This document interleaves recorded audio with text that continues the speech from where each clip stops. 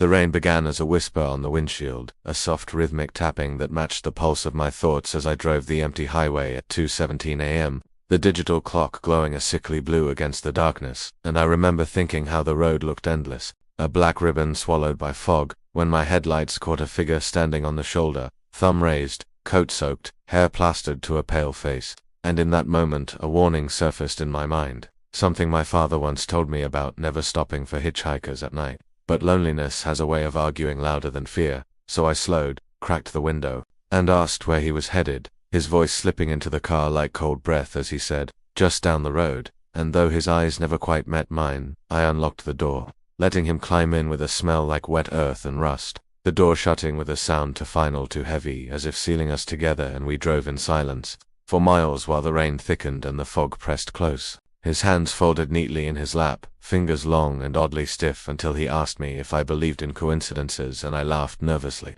saying I hadn't thought about it, and he smiled without showing teeth, telling me that roads remember things, that every mile holds echoes of people who never finished their journeys, and I felt a chill crawl up my spine, tried to brush it off by turning on the radio, but all I got was static, whispers beneath the hiss that sounded like distant crying. So I shut it off, and he chuckled softly, saying that dead hate being ignored, which made me grip the steering wheel harder, knuckles white, and ask him again where exactly he wanted to be dropped, and he pointed ahead into the fog, saying, "Right where it happened," and before I could ask what he meant, the car jolted as if we'd hit something, though the road was empty, my heart hammering as I slammed the brakes, only to see a broken guardrail emerge from the mist, twisted and blackened, and beyond it a steep drop into darkness, and he turned to me then, his face shifting in the dim light, features blurring like a reflection in disturbed water, and said, "This is where I died," and I laughed again, a brittle sound, telling him to stop joking, but he reached out,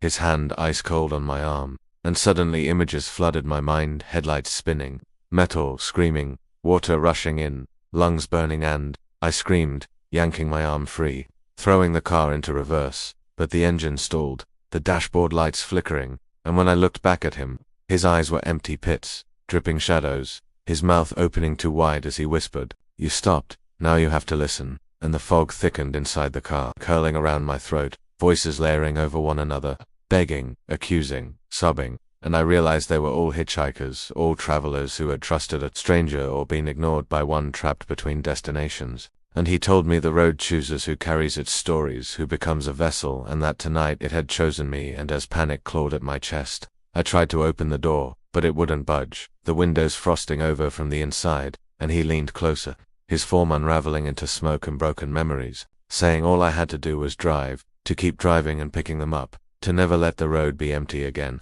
and the thought of an eternity spent collecting the lost shattered me. Yet, as his essence poured into me, filling my lungs with cold and sorrow, something inside me cracked and rearranged, and when the fog finally lifted, the car was running smoothly, the seat beside me, empty, the guardrail intact as if nothing had happened, and I laughed hysterically, convincing myself it was exhaustion, a trick of the night, until miles later my headlights caught another figure on the shoulder, a woman this time, dress torn, eyes hopeful, thumb raised, and without thinking, my foot eased off the gas, my hand reached for the lock, and I felt the road hum beneath the tires, satisfied, as the rain began again and the clock blinked to 17 a.m. once more.